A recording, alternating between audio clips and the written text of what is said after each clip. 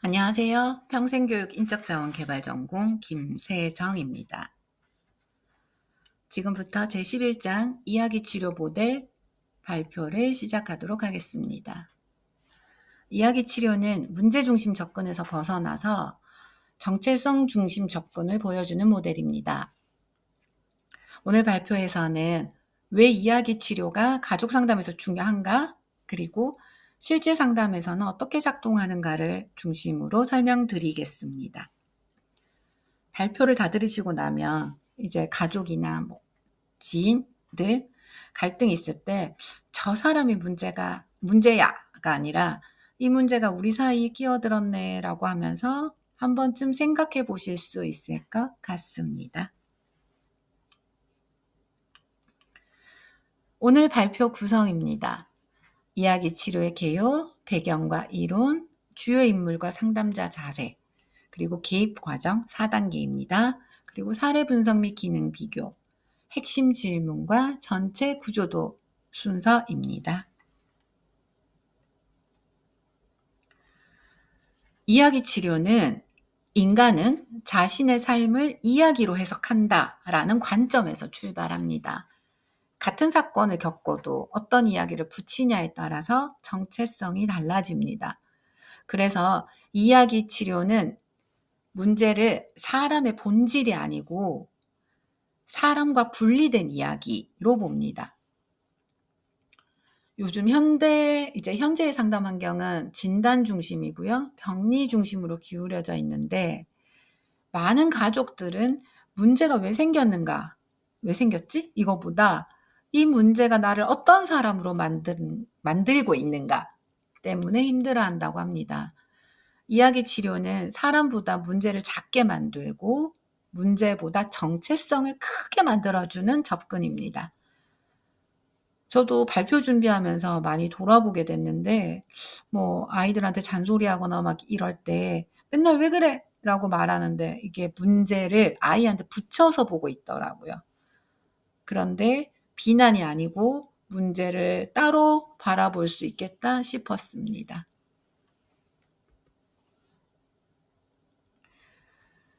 이야기 치료는 탈근대주의에 기반합니다. 쉽게 말하면 정답이 하나가 아니다. 현실은 사람들 사이에서 만들어진다라는 관점입니다. 사회 구성주의도 같은 맥락인데 우리가 사용하는 언어가 현실을 만든다고 봅니다. 중요한 건 내담자가 이미 해결할 지식과 기술을 갖고 있다라는 전제 하에 있습니다. 그리고 상담자는 그걸 되살려주는 조력자라고 봅니다. 이야기 치료의 세계관은 5가지입니다. 이후에 원리도 나오는데 5가지가 이 내용을 알면 이 뒤에 기법들이 사용되는지, 왜 이 기법을 사용하는지 이해하는 데 많은 도움이 되실 겁니다. 저도 처음에 읽었을 때 한 2번 읽어도 "엥?" 했었거든요. 그래서 좀 앞에 세계관과 원리를 이해하는 데 조금 많이 시간을 소모한 것 같습니다. 먼저 앞에 3가지는 5가지 중에 앞에 3가지는 의미와 정체성은 만들어진다는 이야기를 중심으로 가지고 있습니다. 1. 의미는 만들어진다. 같은 사건도 해석에 따라 의미가 달라집니다. 그리고 2번째, 정체성은 사회적 담론의 영향을 받습니다. 담론이란 엄마는 이래야 해, 사람은 울면 안 돼 같은 사회적 믿음을 말합니다. 3번째, 권력과 지식이 영향을 미칩니다. 어떤 이야기는 정당해지고요. 또 어떤 이야기는 주변으로 밀려납니다. 이제 나머지 2가지, 그래서 바꿀 수 있다는 이야기가 중점입니다. 4번째, 상담자는 중립적이지 않습니다. 상담자의 경험도 대화에 영향을 미치고요. 의미는 함께 만들어가는 거라고 봅니다. 5번째, 의미는 해체할 수 있습니다. 만들어진 것은 다시 해체하고요. 새롭게 만들 수 있습니다. 이제 이게 이야기 다시 쓰기의 기반이 됩니다.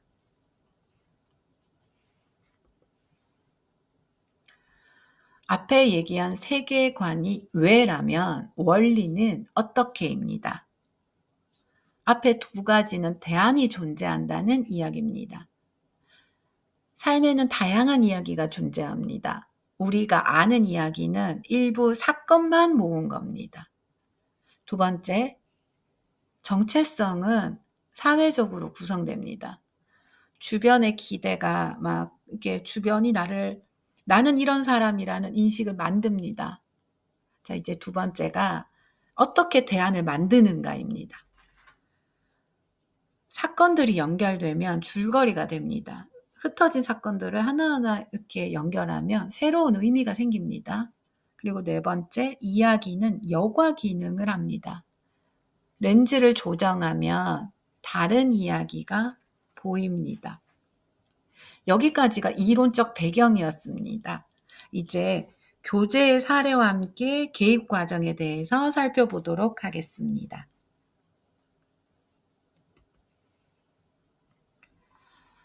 이야기 치료의 인물들입니다. 핵심 인물을 그냥 간략하게 소개해드리도록 하겠습니다. 마이클 화이트는 호주 사회복지사로 이야기 치료 발전의 핵심 인물입니다. 원주민 트라우마 치료와 가정폭력에 개입했고요. 외제화 기법을 발전시켰습니다. 그리고 데이비드 앱스터는 뉴질랜드의 상담사로 인류 기반 접근을 했고요. 공동저술을 했고, 그리고 사회문화적 맥락을 강조했습니다.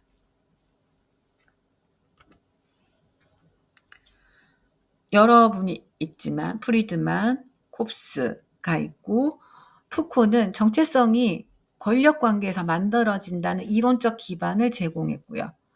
베이트스는 지도는 영토가 아니다라는 말로 외제화의 철학적 기반을 만들었습니다.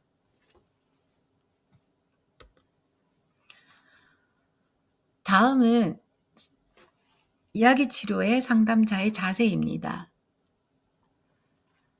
앞전에 얘기했듯이 내담자는 이미 지식, 기술을 보유하고 있고 상담자의 역할은 지식을 되살리는 질문자입니다. 그래서 이야기 치료에서는 질문이 굉장히 중요합니다. 상담사는 주저자가 아니고 상담은 이야기의 뼈대를 구축하는 과정이라고 했습니다. 그래서 화이트는 상담자 역할을 4가지로 나눴습니다. 슬라이드에 4분면표가 있는데 가장 이상적인 건 1사분면입니다. 상담사가 중심이 아니면서 영향력 있는 위치인데 질문을 통해서 내담자가 스스로 이야기를 확장하도록 돕는 그런 자리입니다. 그리고 두 번째는 상담사가 주저자가 되면 소진이 됩니다. 중심적이고 영향력 있고 무거운 짐이 됩니다. 그리고 3분면은 상담사 중심이 아니고 영향도 없습니다. 탈중심적이고 영향도 없고 새로운 직업을 찾아야 한다고 합니다. 4사분면은 중심이긴 한데 효과가 없습니다. 그러니까 지치게 됩니다. 중심적이고 영향력이 없고 지치게 되는 그런 자리라고 합니다. 그래서 가장 이상적인 거는 1사분면입니다. 여기서 다음으로 넘어가기 전에 하나 이렇게 제가 생각하면서 오해가 됐던 부분이기도 했는데 약간 언어에서 다른 것 같긴 했습니다. 근데 이 중에서 하나가 외제화라는 말이 있는데 외제화가 책임 회피가 아니고 책임 재구성이라고 합니다. 그리고 대안적 이야기라고 하는데 이 대안적 이야기는 앞으로 나올 이야기인데 허황된 이야기가 아니고요. 기억을 못하는 실제 경험입니다. 그리고 상담사가 주도하는 게 아니고 똑같이 공동저자라고 합니다. 이야기 치료의 개입 과정입니다. 개입 과정은 4단계로 되어 있고요. 1단계 문제에 대해서 말하기, 2단계 색다른 경험 말하기, 그리고 3단계 이야기 다시 쓰기, 4단계 새로운 이야기하기. 이것은 이게 순서대로만 가는 게 아니고 순환하고 반복될 수도 있습니다. 먼저 1단계 문제에 대해서 말하기입니다. 1단계는 문제 외제화입니다. 문제를 사람과 분리해서 문제가 무엇을 하고 있는가를 질문합니다. 예를 들어서 어 음 이게 만약에 "골칫덩어리라는 녀석이 언제부터 너에게 나타난 것 같아?" 뭐 이런다면 이 질문은 이 뒤에 나올 거예요. 이 사건을 읽으셨으니까 알고 계실 거라고 믿습니다. 민주는 문제라는 등식을 깹니다. 그러니까 문제가 바깥에 있으면 내담자는 문제와 싸울 힘을 얻습니다. 이전에 우리 배웠던 보웬 이론에서는 그 원가족 경험을 탐색하잖아요. 근데 이야기 치료에서는 그 경험이 탐색한 경험이 어떤 이야기로 구성되었는지를 봅니다. 그러니까 관점의 차이가 있는 것 같습니다. 다음은 이게 사례 교재에 있는 사례 디아블로 사례입니다. 이거는 상징적 외제화의 좋은 예를 보여주는 것 같습니다. 이제 현우라는 이 친구의 인터넷 과잉 사용 문제로 다뤘는데 가족들이 그 디아블로 피규어를 문제를 상징하는 대상을 디아블로 피규어를 가지고 와서 그거를 상징으로 정합니다. 그러니까 상징적 외제화 과정인 거죠. 그리고 그 과정에서 디아블로 앞에서 맨날 20분 동안 뭐 대해서 말하고 디아블로에 대해서 토론합니다. 그러니까 문제를 밖으로 꺼낸 거죠. 그다음에 매일 20분씩 하고 가족들을 어떻게 힘들게 하는지 어떻게 통제할 수 있는지 계속 이야기합니다. 그리고 6개월 뒤에는 찌그러진 피규어를 밟아 부수고 버리게 됩니다. 여기에서 의미는 장기간 문제에 시달린 가족에게 상징물과 거리두기, 그러니까 거리두기를 통해서 문제 통제감을 회복시킨 겁니다. 그러니까 상징물을 통해서 문제와 거리를 두고 통제감을 회복한 사례라고 말할 수 있습니다. 다음은 1단계 중에서 문제에 대해 말하기 문제의 영향 탐색입니다. 외제화한 후에는 문제가 미친 영향을 탐색해야 됩니다.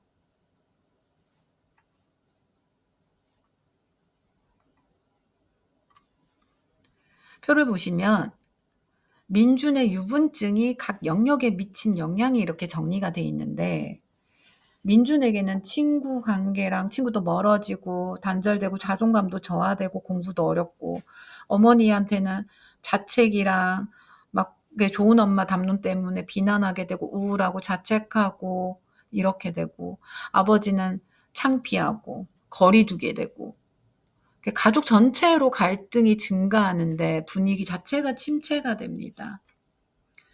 그래서 이 표 보면서 생각한 게 우리 가족 상황에서도 제가 막 짜증을 내고 있으면 잔소리를 막 하면 잔소리를 듣는 사람이 화가 이게 지치는 게 아니고 왜 주변의 가족 분위기가 쎄해지잖아요. 그런 것 같았어요. 그래서 문제가 개인이 아닌 관계 전체에 영향을 미친다는 걸 보여주는 사례인 것 같습니다. 다음은 2단계 색다른 경험 말하기입니다. 2단계는 색다른 경험 찾기입니다. 근데 이제 지배적인 이야기와 다르게 행동한 순간이요. 그러니까 그거를 문제가 덜할 때 문제를 통제했던 경험을 찾습니다. 이걸 독특한 결과라고 합니다. 그래서 이제 문제가 덜할 때는 언제였나요? 그때 어떻게 그렇게 할 수 있었나요? 이런 질문으로 놓쳤던 예외적인 순간을 발견합니다. 이번에는 3단계입니다. 이제 이야기를 다시 씁니다.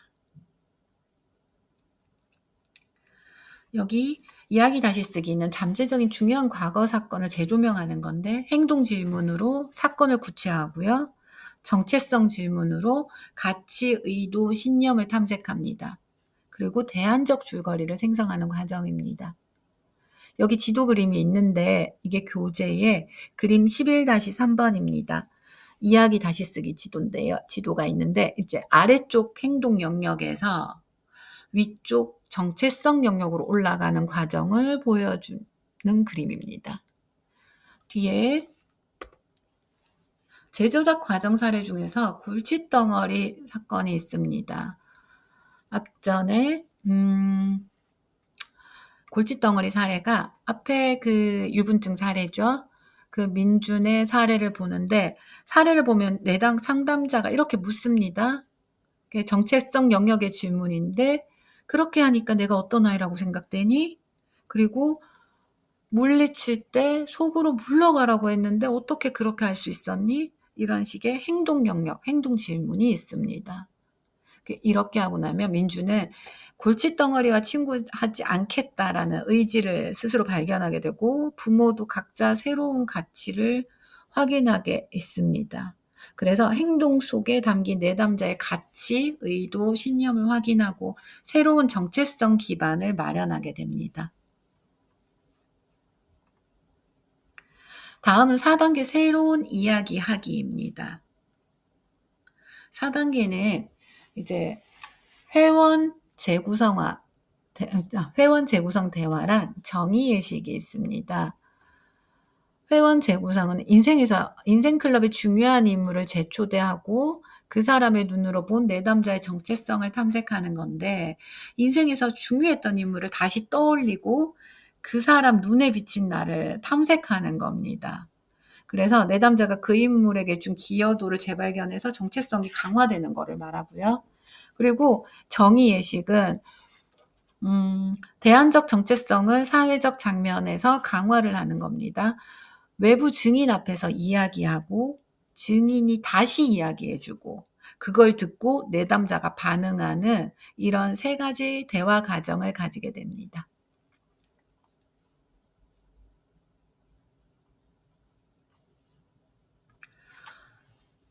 앞전에 마지막 들어가기 전에 사례를 보기 전에요. 앞에 얘기했던 이야기 치료 4단계를 주요 사례가 있었잖아요. 그거에 대해서 비교를 한번 보면서 넘어가는 시간을 갖도록 할게요. 한눈에 정리를 해봤습니다. 1단계 첫 번째 문제 외제화.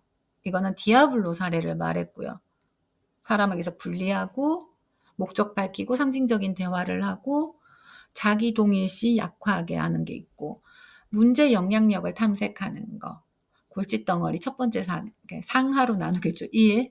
문제가 삶 전반에 미친 영향을 명확하게 하고 생긴 결과를 탐색하게 되고 그리고 거기에 대해서 자기 입장을 형성하게 되고 그리고 3단계는 이야기 다시 쓰기. 골칫덩어리 2. 이제 상이니까 하겠죠.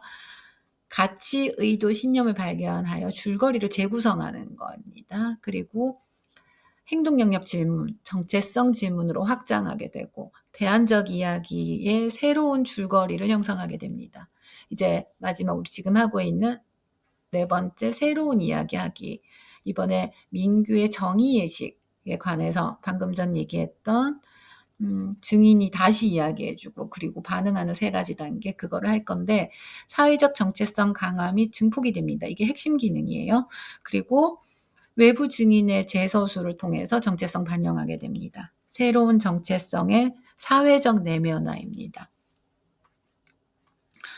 이 각 단계에서 핵심 기능과 정체성 변화 포인트가 정리되어 있으니까 다시 한번 참고해 주시면 좋겠습니다.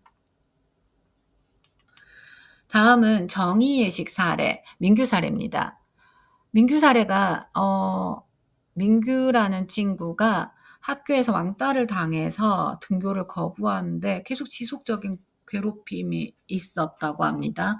그런데 긍정적인 발견은 친구 관계는 힘든데 도서관 사서 선생님하고는 되게 좋은 관계를 유지하고 있었고 그래서 내담자의 사회 기술을 봤을 때는 점심시간에는 도서관을 방문해요. 그러니까 회피 전략을 쓴 거죠. 그 다음에 초청된 외부 증인들이 있습니다. 이때 비슷한 경험을 가진 아이를 외부 증인으로 참여시키고 여기서 1단계를 먼저 합니다. 아까 대화 내용 여기에 보시면 대화 과정이 있었습니다. 먼저 1단계 이야기하기를 합니다. 민규가 자신의 경험을 진심으로 이야기를 하면서 눈물을 흘려요. 그리고 2단계 다시 이야기합니다. 이때는 외부 증인들이 들은 내용 중에 이제 감동이나 주목할 만한 점을 말하는데, 여기에서 증인들이 말하는 건 뭐냐면 민규는 괴롭힘을 당했는데 다른 아이들에게 같은 행동을 하지 않았다고 얘기를 합니다. 그러면서 민규는 인정 많고 사랑이 많은 사람이라고 재정의하게 됩니다. 정체성 귀결이 되는 거죠. 그리고 이제 3단계 다시 이야기한 것에 대해서 다시 이야기하기. 민규가 외부 증인의 서술을 듣고 이제 자신의 새로운 정체성을 자각하게 되는 과정입니다. 그러면 민규가 이렇게 말하죠. 제가 이렇게 인정 많고 사랑이 많은 사람인 줄 몰랐어요. 이런 식으로요. 부정적 자기 결론에서 벗어나서 정체성이 풍부해지는 효과를 가지는 것입니다. 이야기 치료에서는 질문이 굉장히 중요한데, 이야기 치료의 핵심은 질문입니다. 아까 방금 전에 얘기했던 것처럼 외제와 영향 탐색을 할 때는 문제를 외제화 단계에서 문제를 이름을 붙인다면, 성질은 언제 찾아왔니? 우울이 없던 때는 관계는 어떤가요? 분노가 당신에게 준 영향은 뭔가요? 이런 식으로 문제가 나 안에 있는 게 아니고 이렇게 외제와 밖에 나타나고 그게 어떤 식의 나한테 영향을 주는지 탐색을 하는 경우를 하고요. 질문을 하고요. 다음 색다른 경험, 재저작, 정의예식에 관해서는 문제가 덜할 때는 언제였나요? 그 경험에 이름을 붙인다면 그 행동에 담긴 가치는 어떤 점이 가장 감동적이었나요? 이런 식으로 재영이 예식이나 재저작, 색다른 경험을 할 때는 넣기도 합니다. 문제나 가족 중이나 아니면 문제가 이제 지금 해결하고 싶은 문제가 있다 이러면 질문 떠올려 보면서 하는 것도 이야기 치료 방향이 이렇게 하는구나라는 것을 느껴지실 수도 있을 것 같습니다. 요약 마무리하도록 하겠습니다. 이야기 치료의 전체 구조도입니다. 슬라이드에 있으니까 참고해 주시고요. 한 문장으로 요약을 한다면, 첫 번째, 세계관, 문제는 이야기다. 원리는 이제 삶을 재구성하는 방법 how죠. 어떻게? 원리는 대안이 있다. 그리고 상담자는 공동 저자이다. 그리고 4단계로 개입하게 됩니다. 그 다음에 최종 목표 이렇게 문제 중심에서 이제 정체성 중심으로 하는 것이 최종 목표입니다. 이야기 치료는 이제 내담자의 이야기를 바꾸는 게 아니고요. 그러니까 의미 있던 의도와 가치를 이렇게 되살리는 과정이라고 보이는데, 물론 한계도 있을 것 같습니다. 언어 중심 접근이니까 언어 표현력이 어려운 내담자나 그런 분들에겐 적용이 쉽지 않을 것 같고, 트라우마나 위기 상황에서는 외제화만으로는 충분하지 않을 수 있을 것 같습니다. 또한 서구에서 발전한 모델이라서 한국 가족 문화에 어떻게 맞출지도 고민이 필요한 거라고 생각이 듭니다. 그래도 만약에 오늘부터 해볼 수 있는 게 있다면, 이제 갈등이나 가족 관계나 갈등이 없으면 가장 좋지만 있을 때 저 사람이 문제라고 생각하는 대신에 이 문제가 우리 사이에 이렇게 끼어들었네. 문제의 이름을 지어서 사람과 문제를 분리시키고 이런 식으로 한번 생각해 보시는 건 어떨까 생각되네요. 그것만으로도 상대방을 보는 시선이 조금 달라질 수 있을 것 같습니다. 긴 시간 들어주셔서 감사합니다. 이상으로 11장 이야기 치료 모델 발표를 마치도록 하겠습니다. 감기 조심하세요.